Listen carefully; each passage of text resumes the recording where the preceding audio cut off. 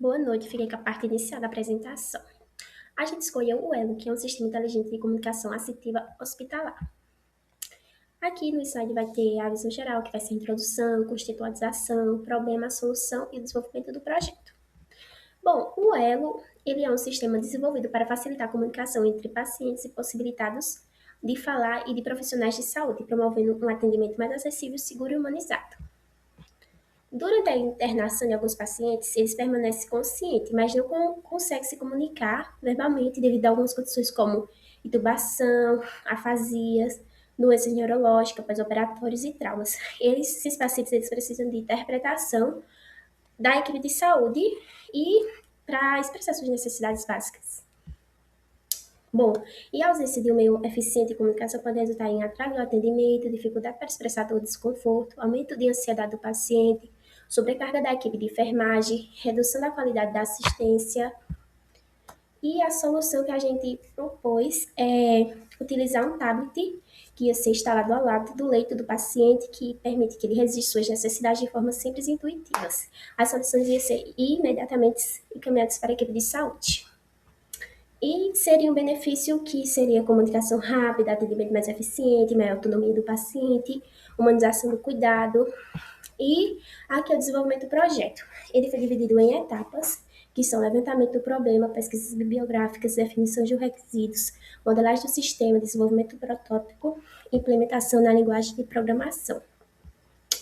E obrigado por me escutarem até aqui. E caso esse projeto fosse para frente, aqui seria o site, o e-mail e onde ele seria localizado. Bom, continuando a apresentação, agora a gente parte para a parte de modelagem, né, do sistema. Então, como bem a Stephanie introduziu, né, o nosso projeto consiste no ELO, que é um sistema de comunicação hospitalar desenvolvido para facilitar a comunicação, né, entre pacientes e profissionais da saúde. Então, a proposta é permitir que o paciente registre uma solicitação, como uma necessidade, um pedido de atendimento, e que essa solicitação possa ser visualizada e também gerenciada, né, pelos profissionais. Então, nosso foco ele foi estruturar o sistema utilizando os principais conceitos de orientação a objetos, né, principalmente classes, heranças, capsulamento, interfaces e o relacionamento, né, entre esses objetos. E aí, nessa apresentação, agora eu vou apresentar um pouquinho mais a modelagem, né, desenvolvida para o sistema Elo. A gente utilizou como ferramenta tanto o Mermaid quanto o Dry.io para estruturar, né, e organizar os modelos dos diagramas. E aí a gente utilizou tanto modelos estáticos quanto modelos dinâmicos, mas vamos dar ênfase aí nessa apresentação no diagrama de classes, porque a gente entende que é o principal modelo, né, relacionado à programação orientada a objetos. Mas além do diagrama de classes, a gente utilizou também o diagrama de casos de uso, modelo entidade de relacionamento, diagramas de estado, diagramas de atividades e diagramas de sequência. Todos eles têm uma função, né, própria que serviram para estruturar o sistema e para guiar a nossa organização e a estruturação dos dados e da codificação. Então, esse é o nosso principal diagrama, né, o diagrama de classes, que representa a estrutura principal do sistema e também mostra quais são as classes, quais são os atributos, os métodos e principalmente como eles se relacionam. Passando aqui, ampliando, né? Um dos pontos mais importantes desse modelo é a classe usuário, como a gente pode ver aqui embaixo, que ela foi definida como uma classe abstrata, que vai concentrar aí características comuns aos diferentes tipos de usuários, né? E aí, a partir delas, a gente tem o paciente e o enfermeiro, que são as especializações do usuário. Então, essa relação é representada pela herança, né? E também vai permitir aí que características comuns sejam reutilizadas, enquanto que cada especialização, né, possui suas próprias características e comportamentos. E aí, passando, ampliando um pouquinho mais, a gente tem outro elemento central, né, do nosso modelo, que é a classe solicitação. Então, essa classe ela vai representar a necessidade registrada pelo paciente dentro do sistema. E aí, como a gente pode ver, Entre os seus principais atributos estão a identificação da solicitação, o paciente, o leito, a categoria, os detalhes e o status. Esse diagrama ele vai representar, então, uma solicitação, né, realizada pelo paciente dentro do sistema. E é por isso que possui esses atributos. E aí a classe também possui métodos, né, ali embaixo, que são relacionados à criação e também ao gerenciamento dessas solicitações. Esses métodos vai permitir que a gente consiga representar, né, o ciclo de uma solicitação dentro do sistema. Então, como exemplo, a gente pode imaginar um paciente que vai registrar uma solicitação. Então, essa solicitação inicialmente possui um determinado status, e aí, conforme o atendimento acontece, né, o seu status ele pode ser atualizado pelo sistema. E aí, a gente tem, além dessas classes que a gente considerou as classes principais, a gente tem outras que representam diretamente os usuários e também as solicitações, que são classes mais específicas, né? Então, aqui em cima a gente tem o solicitação controller, que vai concentrar as operações, né, relacionadas ao gerenciamento das solicitações.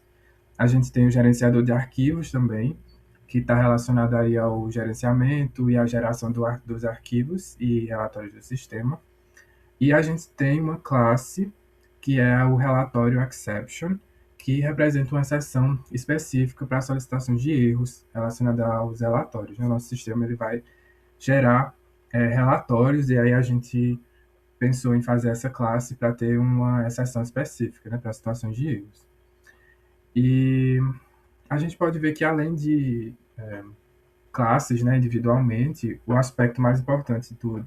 Não o aspecto mais importante, mas uma das coisas mais importantes é o relacionamento, né, entre essas classes. Porque esses relacionamentos, eles mostram como os diferentes objetos, eles se conectam. Então, por exemplo, temos a relação entre usuário e solicitação, já que a solicitação está associada aos pacientes, né, e são manipulados pelos profissionais que são responsáveis pelo atendimento. Então, dessa forma, o diagrama ele não mostra apenas quais as classes existem, mas também como elas se relacionam, né, para formar o funcionamento do sistema.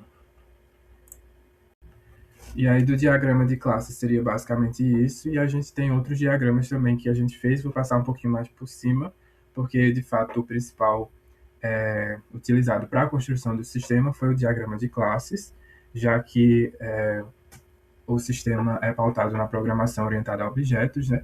Mas também a gente fez outros diagramas que representam outros aspectos do sistema. Por exemplo, esse é o diagrama de casos de uso, que a gente utilizou para representar o sistema a partir da perspectiva do usuário. Então, enquanto o diagrama de classes ele mostra principalmente a estrutura interna, né, do sistema, o diagrama de casos de uso mostra quais são as funcionalidades disponíveis e quem interage com elas. Então, como a gente pode ver aqui, a gente tem o paciente, o médico, o enfermeiro e o administrador, e dentro do sistema, né, e cada um com suas funções específicas. E a gente tem também o diagrama de modelo entidade de relacionamento, que representa a organização dos dados, né, utilizados pelo sistema, e também os relacionamentos, de uma certa forma, entre as suas entidades. E ele tem uma perspectiva diferente, né, do diagrama de classes, mas, assim como o diagrama de casos de uso, ele contribui para a gente conseguir compreender como que as informações necessárias para o funcionamento do sistema, elas estão estruturadas. E aí a gente tem também o diagrama de máquinas de estados, que vai representar aí um ciclo, né, de solicitação dentro do sistema. Então, inicialmente, o sistema está em configuração, como a gente pode ver aqui em cima, e aí é quando o administrador realiza os cadastros necessários, né? E aí, depois disso, o sistema fica disponível para utilização. E passando aqui, é quando o paciente realiza uma solicitação, que vai para a etapa de classificação, né? E aí vai depender da prioridade, mas a solicitação pode seguir como atendimento convencional ou como uma emergência. e aí o profissional ele vai aceitar o chamado, né? E aí que inicia o atendimento. E aí a gente tem que, durante o atendimento, a solicitação passa pelos estados em deslocamento, no leito, e o profissional presta assistência. E aí, ao finalizar o atendimento, a solicitação muda para o estado finalizado e posteriormente arquivada, possibilitando aí a emissão de relatórios. Partindo para o próximo diagrama, que é o diagrama de atividades, que vai apresentar aí o fluxo, né, operacional dos sistemas. Então, a gente tem um início, que passa pelo administrador, e aí vai ter o paciente que solicita a demanda, o processamento, passa pelo enfermeiro, médico e volta para o administrador.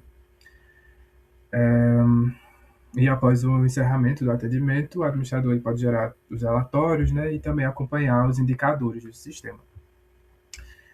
E aí, por fim, a gente tem o diagrama de sequência, que a gente percebe que enquanto o diagrama de atividades ele mostra o fluxo das tarefas, né, esse diagrama de sequência ele mostra meio que a troca de mensagens entre os participantes, entre os usuários ao longo do tempo. Então, primeiramente, como o próprio nome fala, né, é sequência. Então, tem uma sequência certinha que deve ser seguido. Então, primeiro, o administrador vai configurar, aí o sistema vai liberar, aí tem os pacientes que realizam a solicitação, aí o sistema vai registrar, vai enviar notificação, aí tem a equipe, né, a equipe profissional que aceita, o sistema vai atualizar a interface, o profissional vai atender, o tablet vai retornar ao estado inicial, que é o sistema, né? E aí o administrador solicita o relatório e o sistema gera o relatório. É basicamente isso, né? Essa modelagem serviu aí como base, né, para o desenvolvimento do Elo. A gente, como eu falei no começo, utilizou especialmente o diagrama de classes para estruturar o sistema, mas os outros diagramas também foram importantes para a organização do projeto em geral, né? E a comunicação também entre os integrantes da equipe e a própria implementação do sistema. Então é isso, e a gente segue para aprofundar um pouquinho mais no código e do sistema em si.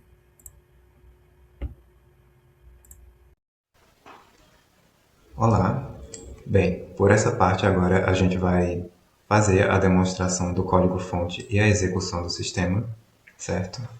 E antes da gente ir diretamente para os códigos, eu acho importante pontuar algumas coisas, como a gente utilizou de base um projeto já com front-end e a gente queria que ele tivesse um back-end. Esse back-end é o que atenderia os requisitos da cadeira de programação orientada a objeto. Então, possa ser que a gente veja algumas coisas relacionadas a um pequeno sistema web, porém a gente vai focar especificamente em questões como herança, polimorfismo, exceção, entre outros aspectos voltados ao paradigma que é a nossa área de estudo e a proposta desse projeto. Bem, então a gente começa aqui com uma classe abstrata, né, para demonstrar a herança, que é a classe usuário.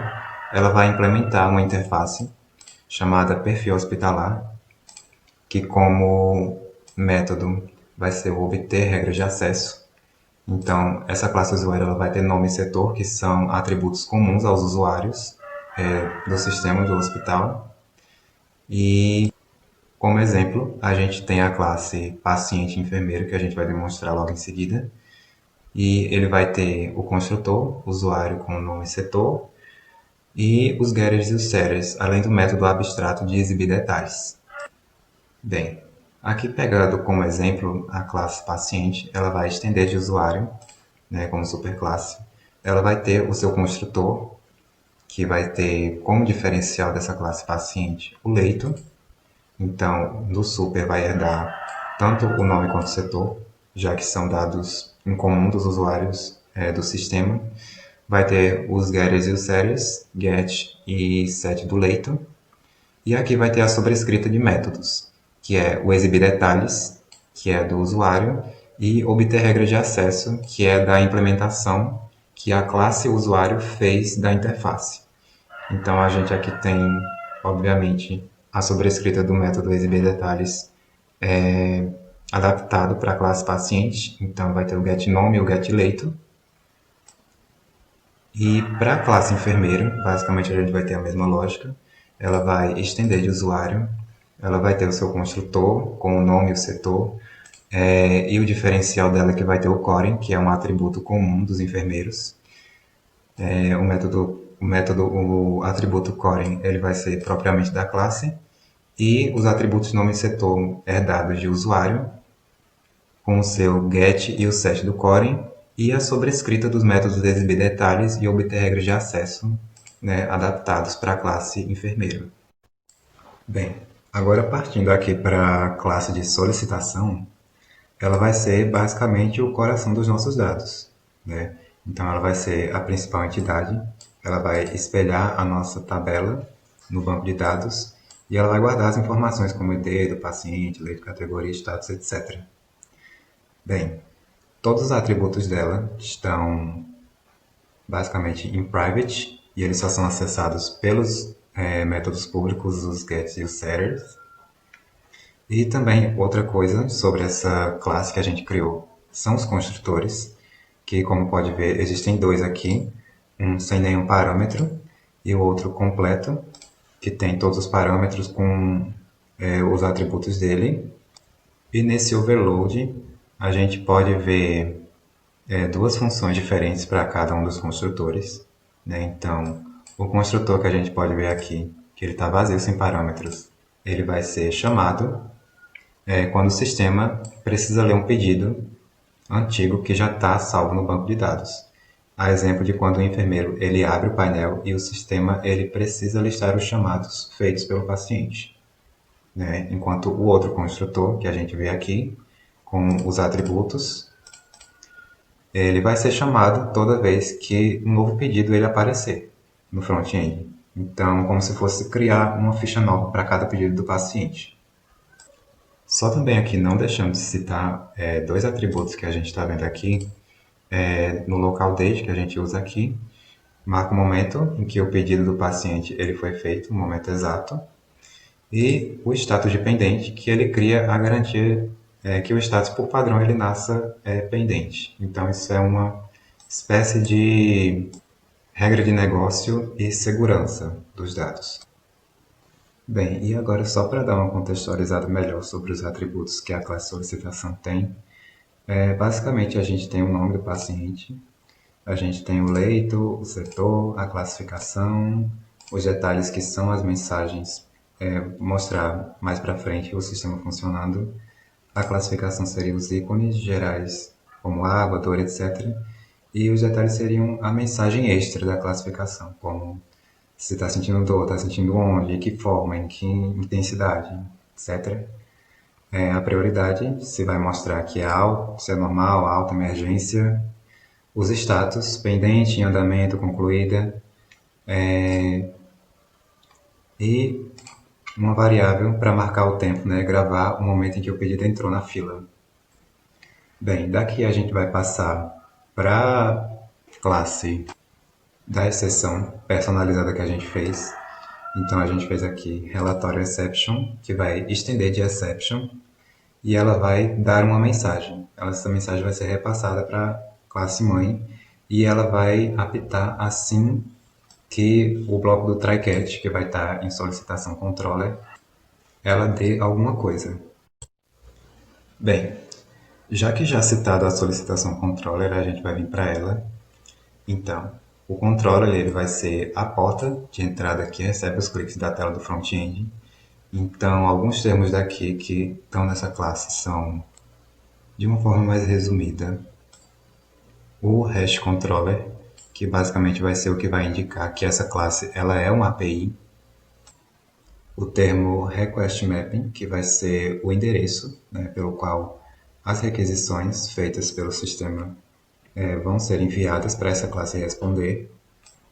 E o cross-origin, que é usado para fazer com que o navegador ele possa liberar a API, já que em certos navegadores existe um sistema de segurança onde o front ele não pode acessar o back, caso o front ele esteja no servidor ou numa porta diferente do back-end. Aqui a gente pode ver que tem um atributo criado para essa classe solicitação controller é baseado em outra classe chamada solicitação repository. O termo do getMapping, que ele vai ser usado basicamente quando a gente quer capturar alguma coisa, mas não necessariamente editar ou alterar.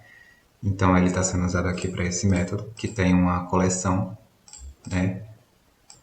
Isso aqui vai retornar o repository, que mais uma vez é do tipo da variável baseada na classe solicitação repository, que é a classe que a gente vai falar que é a que conversa diretamente com o banco de dados. Então, para exemplificar, a exemplo do painel de enfermagem, quando ele é aberto, esse método ele vai buscar no repository o histórico dos chamados e devolve a lista completa deles. Aqui no post mapping vai ser a questão do envio do pedido do paciente, né? Então, nele vai ter um termo auxiliar, que é o request body, e ele vai traduzir para o Java o pedido do paciente instanciando uma nova solicitação.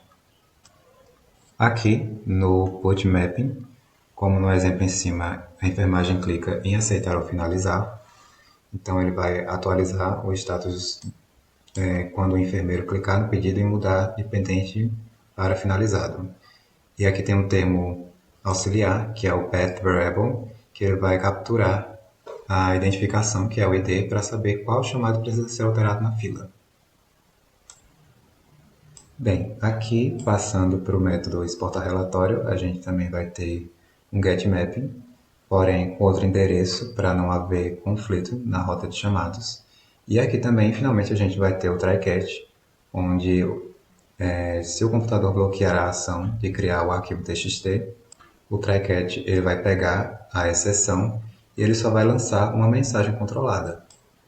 Então, aqui nas etapas do try-catch, vai buscar os registros salvos no banco de dados. Aqui, vai instanciar um usuário no cabeçalho do arquivo. Vai chamar a classe de serviço para criar um arquivo fisicamente. Nesse bloco aqui também vai aparecer uma mensagem falando relatório gerado com sucesso, para olhar a pasta no projeto do VS Code, que é onde, obviamente, está sendo produzido e trabalhado esse projeto. Mas, caso contrário não aconteça de gerar o relatório, o cat vai pegar a exceção com a variável instanciada e, se der algum erro, né, por exemplo, a pasta bloqueada, o cat ele vai capturar e exibir na tela falha ao gerar relatório. Bem, agora falando um pouco sobre a nossa interface solicitação repository, a nossa interface ela foi criada como uma camada de persistência. Ela sendo uma interface que ela estende de JPA Repository, que é uma ferramenta interna do Spring, que é um framework que a gente usou para a criação desse projeto.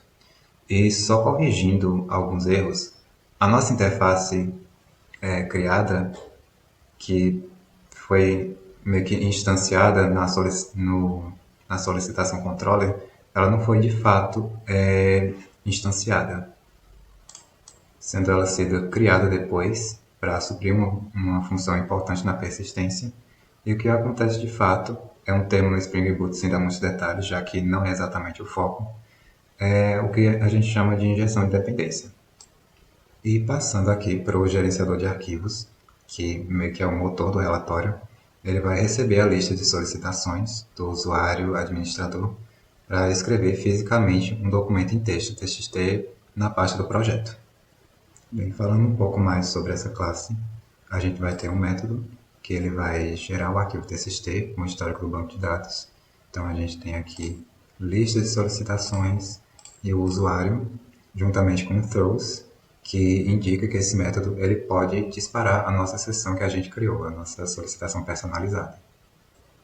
Bem, aqui continuando, a gente vai ter também um bloco try-catch para o tratamento de exceção.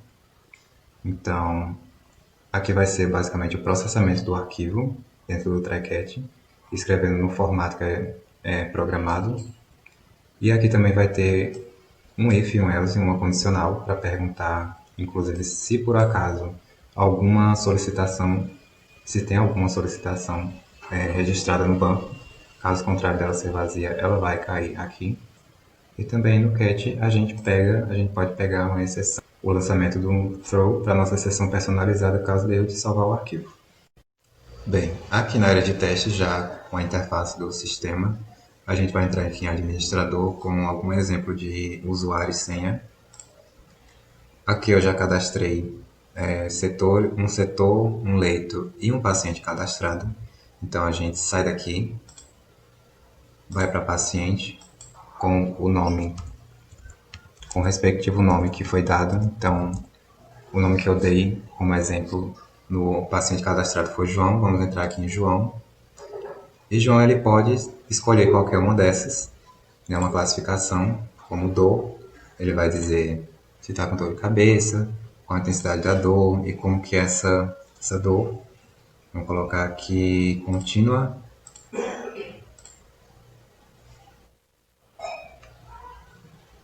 E aqui também a gente pode chamar o enfermeiro e está quente.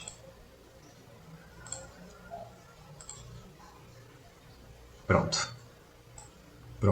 Daqui eu abri outra guia e a gente pegou esse endereço na internet para justamente conseguir exportar o nosso relatório, o nosso documento TXT. E como dito lá, ele vai estar na nossa pasta do projeto do VS Code. Então, só para demonstrar aqui no console do H2, que é ainda com o uso do framework do Spring, o nosso banco de dados registrou os pedidos que foram feitos. Então aqui vai ter o João, UTI adulto, pendente ainda, com dor, chamar enfermeiro, calor. Na página aqui do enfermeiro entrando na mesma tela do login, a gente vai ter aqui o painel de enfermagem. Então, como enfermeiro, como exemplo cadastrado, a gente finalizou uma solicitação de João, a gente tem uma pendente em andamento e 2 pendentes aqui para ainda aceitar.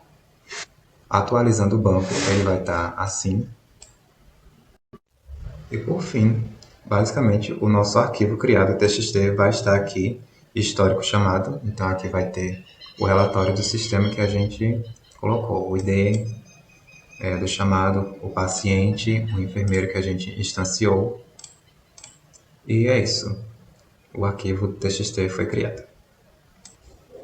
Bem, e agora para mostrar a exceção funcionando, eu abri o arquivo aqui no Word com o histórico de chamados e logo em seguida eu abri ele nessa guia no Brave mais uma vez e a exceção ela foi lançada.